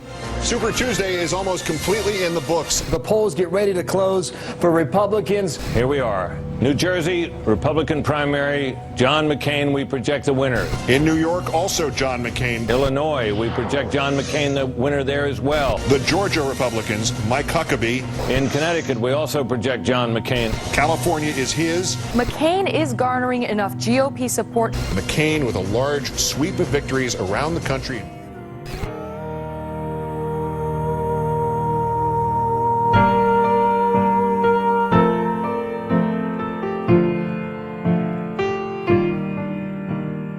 You feel it in your heart. You know the guy is right. You want him to win. And the numbers don't show. You see the support. What do you do? I mean, of course you're going to get discouraged. I was beat because I had, like I said, I was getting very little sleep and spending a lot of my life on this. I just can't put the type of effort into something that, to me, is relatively futile. But I don't think it didn't stop the movement because, Ron Paul was a messenger. He wasn't the movement. He was a man. Though victory in the conventional political sense is not available in the presidential race, we must remember elections are short-term efforts. Revolutions are long-term projects. I was disappointed when that letter went up on the website.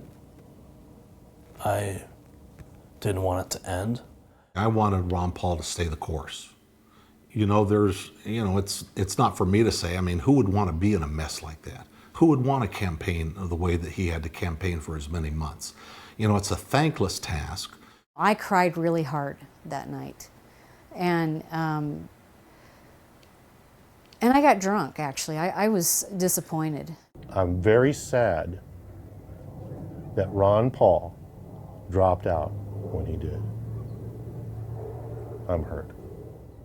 Ron Paul can't do it by himself. And I've had a lot of people that were very disappointed when he decided to back out of the presidential race. And I said, what do you think? He's going to wave his magical presidential wand and all the stuff is going to disappear?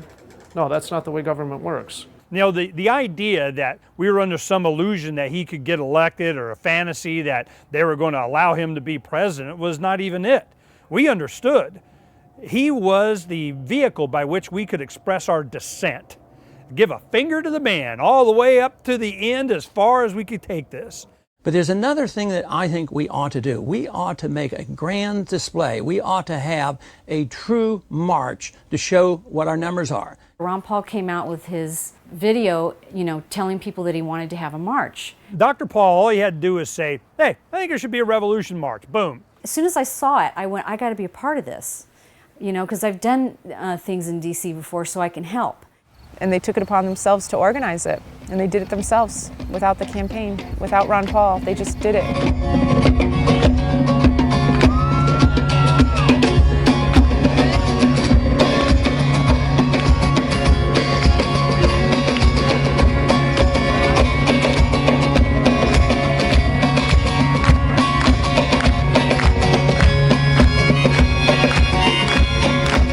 My theory has always been that if you ever can bring about revolutionary changes, two things would be required. The young people would have to be involved, you'd have to have music. The freedom sound, it rings past politics and all its empty words. That was like the thrill of a lifetime to be playing in front of the Capitol building with all those protesters. It felt like something out of the 60s or something that I'd only seen, previously. The revolution is worldwide! It's always been worldwide! Would you listen to a poet or a prophet? Journal all this world's injustice or try and stop it. Can you feel the coming change? Though hell is here today, hope is on its way. 95, 100 degrees. It was unbelievably muggy and hot and miserable. But these people showed up, and the DC police told us that at the height of the march, there had to be 15,000 people there. Of the tyrants and the good old boys. As Iraq veterans against the war, we are resisting an occupation we once risked our lives for. We swore to support and defend the Constitution of the United States of America, but we found out the hard way that the greatest enemies of the Constitution are not to be found in the sands of some far-off land, but rather right here at home.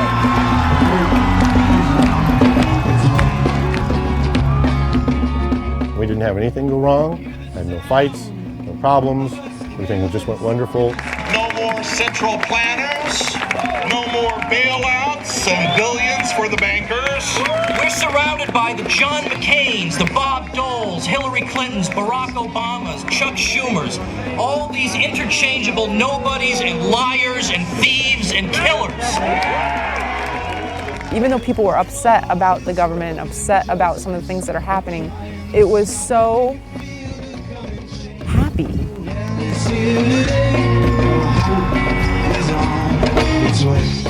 After the Revolution March, people started talking about the Rally for the Republic, and it was like the next big thing, and everybody was really excited about it. And I started getting all these emails like, hey, I'll see you in Minnesota, really looking forward to hearing you again.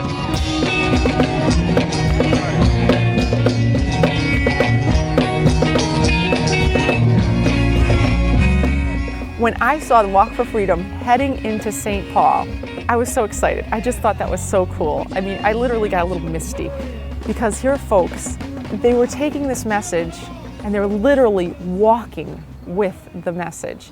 St. Paul happens to be the evil twin this year.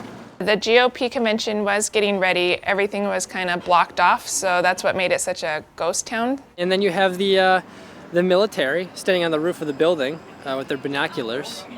You have the National Police State in evidence at the Republican convention and at the Democratic convention. I mean, it's just with all of this security and this elevation of these people into some sort of American royalty. What I understand is they spent $50 million on security. They built a cage around this building. They had riot cops, they had their big billy clubs and their tie wraps for handcuffing people, and they just looked intimidating as hell. The Republican Party has all the money. They could spend tens of millions of dollars on their crummy convention. We got these huge billboards, with Ron Paul quotations up on them, greeting the delegates as they get there. And I thought, man, that is such a gutsy, in-your-face thing. Things that are in your face, we are here, man. We are not going away.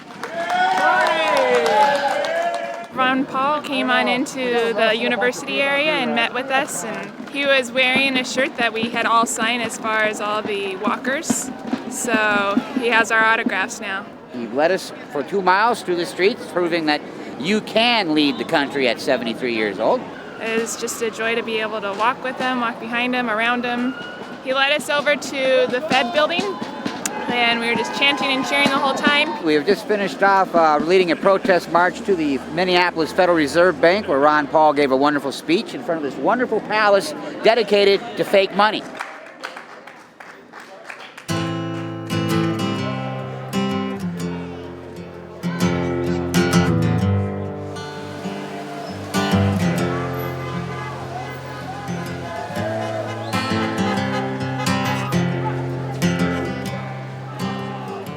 Certainly was an act of defiance to go ahead and choose an arena just on the opposite side of town from where the national convention is going on. Even after the guy is not in the race anymore. I mean, again, who is doing this for any other candidate? Who would do it even if being paid to do it?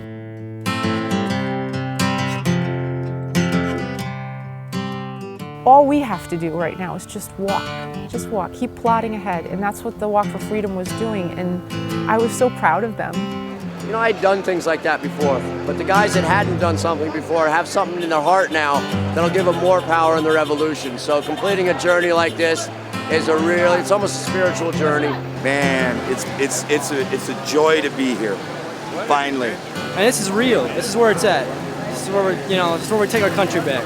We just arrived for the big event, or the Rally for the Republic. We're ready to go. Everybody's pumped, everybody's excited. The walk just ended today. It's an amazing feeling to be out here. Ideas spread, they can't stop them. An idea whose time has come cannot be stopped by any army or any government.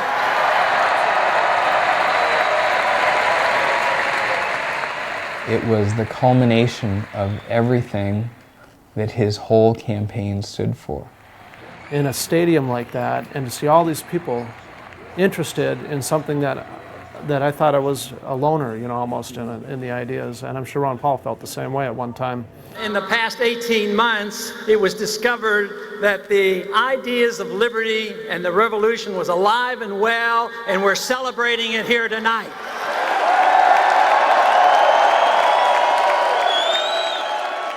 If I was going to say something to the grassroots, it would be thanks for the experience. I've learned so much in the last year and a half. I knew nothing 2 years ago compared to what I know now. I have no doubt that what was sparked by Ron Paul is not finished. It's not consummated. It's ongoing. And so Ron Paul can hold his head up high. He made an impact. We're still talking about it now. And there'll be better things to follow in the future. So once again, I want to thank you from the bottom of my heart for the trust that you have placed in me, but more so the trust that you have placed in the concept of our God-given rights to our life and our liberty. Thank you very much. I almost feel as if he's saying, you know what, if people want what I'm offering, they'll make it happen. And I think that's why the grassroots just simply hasn't given up on him. We want an America full of principled people. Not people who say one thing and do something else.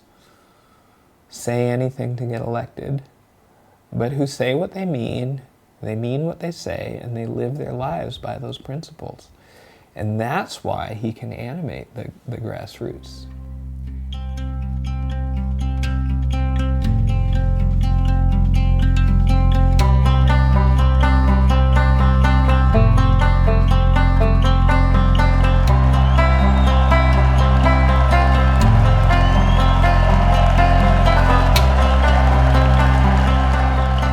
So long term, it's changing people's hearts and minds, and that's where we've made the progress. But really what has happened is we have awakened a lot of people to look into our philosophy. Don't give up. Don't retreat into cynicism. Even if we don't win, life is about fighting for something greater than yourself. It's a good thing to fight for what's right, and it's enjoyable to fight for what's right, and it's immensely satisfying to fight for what's right. Let it not be said that we did nothing.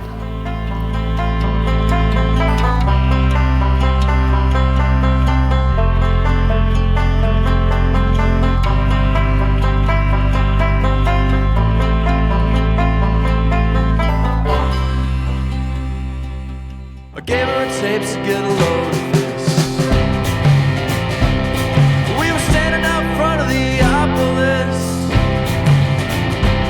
Atlantic City side one, state trooper side two. If you're up for a party, I might follow you. We started dancing in the living room. Adam Kochecki. Is that how you say his name? Thanks, let's say it again. Coquette? Let's get it down so I can say it correctly.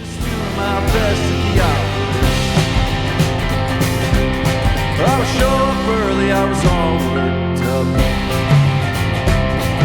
I take the guitar out the back of my truck. We'd stumble through songs we wrote that night. Our buddies come up and say we sounded alright. No one ever danced. People bringing that message to people, and those people wanting to bring that. There were so many ingenuitive, is it even a word? Ingenuitive? Is it a Bushism? Did I say something?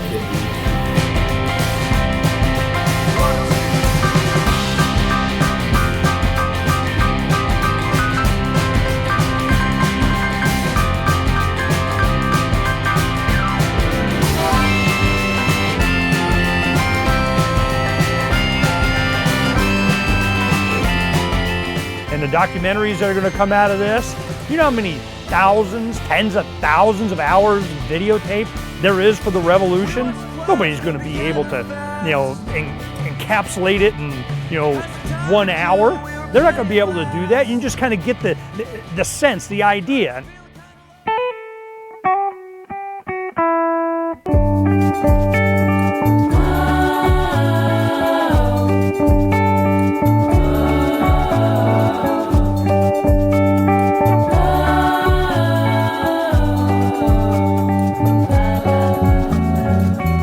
So you're off to wander a new land, where the rivers wind through the villages, by the reaching trees and the talking birds, smoke exotic leaves with adventurers, and as the wind it goes, so must you. If you've got to run, whoa, safe travels.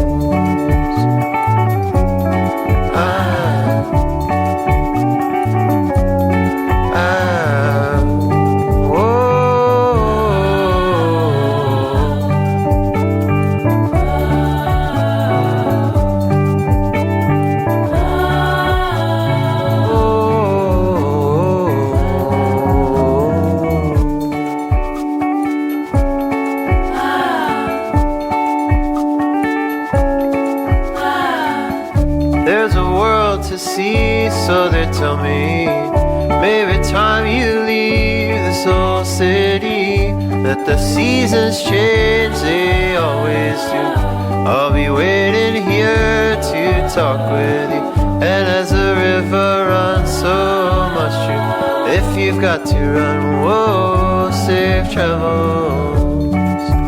Oh, safe travels.